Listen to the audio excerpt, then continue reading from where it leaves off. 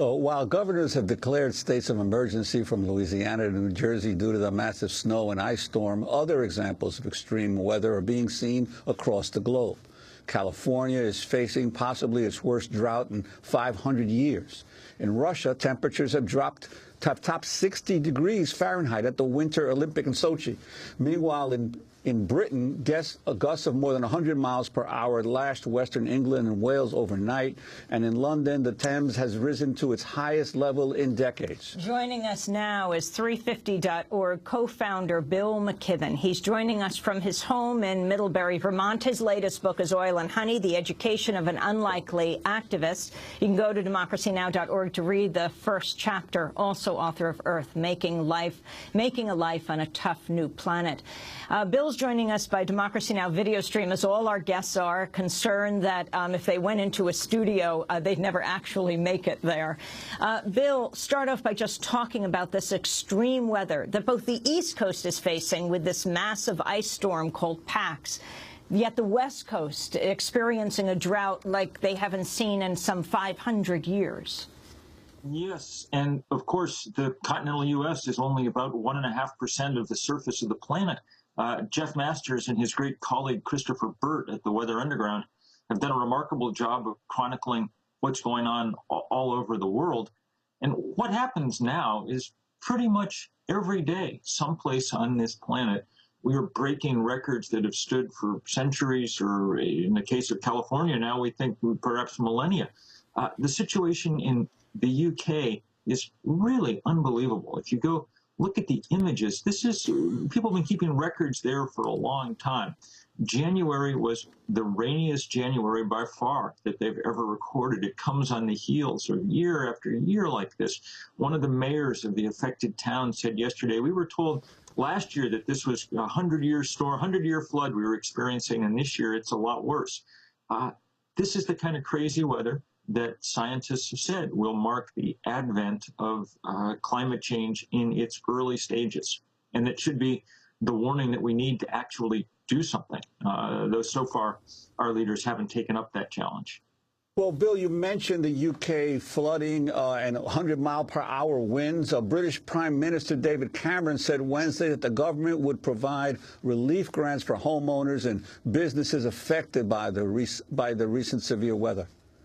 I think it's clear that we are seeing more extreme weather events, and I suspect we'll go on seeing more extreme weather events, so we need to do everything we can to improve the resilience of our country. Let me repeat again, as I said yesterday, when it comes to this relief effort, money is no object. We'll spend what is necessary to help families, to help people, to help communities get through this very difficult time. I have to say, things are likely to get worse before they get better because of the very high levels of rainfall we've seen, and we see very serious high winds as we speak here in this House today. But whatever can be done to help will be done. That was British Prime Minister David Cameron, who canceled his planned trip to the Middle East because of the weather.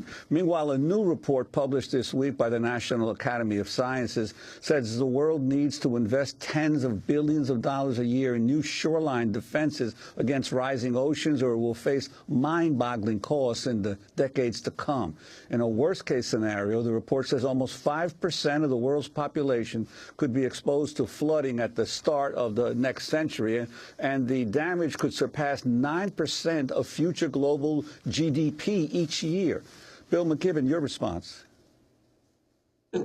None of this should come as a surprise if people have been paying attention. It's exactly what climate scientists and climate campaigners have been saying now for the better part of 2 decades. I mean, I wrote the first book about this for a general audience literally 25 years ago. And these are exactly the sort of things scientists said would happen. They're happening somewhat more quickly and on a somewhat larger scale, mostly because scientists are, by their nature, conservative and underpredict. But the fear of scientists is palpable. That's why so many of them are out there getting arrested to stop things like the Keystone Pipeline, speaking out in all the ways that they can think of. We've got to not just, as the British Prime Minister said, money is no object, we'll do what we can to get people back in their houses. Well, that's good and well, but the place where we really need to be spending money and energy and attention is in keeping this problem from getting worse. The climatic disruption you see today comes with a rise in global temperature of about 1 degree Celsius, 1.8 degrees Fahrenheit. If the scientists are correct, and so far they've been, as I say, underestimating, then before the century is out, that'll be closer to 7 or 8 degrees Fahrenheit. And every computer model we have shows that the planet then just becomes the scene of ongoing emergency response effort. That's what civilization will amount to. Bill, I want to get to the Keystone XL in a minute, but I want to turn to the Winter Olympics. The motto of the Winter Olympics in Sochi, Russia, is hot, cool, yours. And temperatures there on Wednesday soared past 60 degrees, making it warmer than some days at the 2012 Summer Olympics in London. Sunny weather has melted snow, exposed huge patches of grass on ski and snowboard runs. This part of a report from Sochi by NBC's Carl Quintanilla. We're on the gondola heading up the mountain. We're on track for the warmest weather in the history of the Winter Games. That's what you get when you hold the games in a subtropical area. Up at the very summit, there is some snow, obviously, but on the way up, a lot of what you see is just bare dirt and rock. Where there is snow, the warm temperatures tend to soften the snow, melt it. That changes the skier's strategy, even the types of skis they use. That's an NBC report from Sochi. Meanwhile, more than 100 athletes competing in this year's Winter Olympics have called on world leaders to take action on climate change in advance of next year's UN climate talks. They issued a letter written by U.S. ski team member Andrew Newell saying, quote, "Time is definitely something we do not have on our side."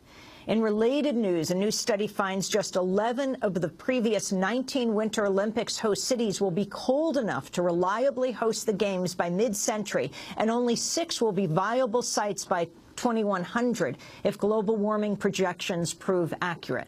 So, Bill McKibben, talking about activism, you rarely hear athletes weighing in this way, and yet 100 have signed on to this statement.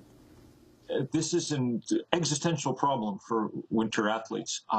You know, I've been for many years the faculty advisor to the Nordic ski team here at Middlebury College. And so, you know, there are young people that I watched come up who were skiing over there in Sochi. The reports are unbelievable. They're having to pack their race suits with snow to stay cool enough to keep competing. The cross-country races are turning into kind of a farce because the course is so sloppy, the snow kind of turning to oatmeal. This is in winter, which we're all busy complaining about at the moment in the States because we're having a big snowstorm.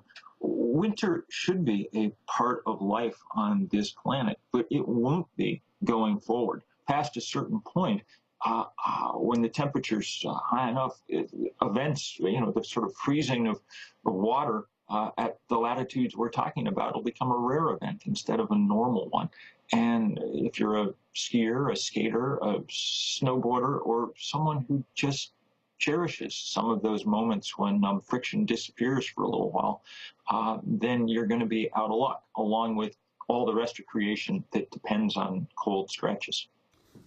Bill, I want to ask you about the response of some government officials, both federal and local, to the continuing extreme weather. For instance, after Superstorm Sandy here on the East Coast, there are billions of dollars being planned by the federal government, New York, New Jersey, to build barriers against rising sea levels, which means obviously the taxpayers are going to have to pay for this, rather than pressing to have corporations and the private sector reduce emissions and reduce the amount of climate change that is occurring. But they seem to be willing to spend the billions of dollars, again, of taxpayer money as barriers of prevention against rising sea levels.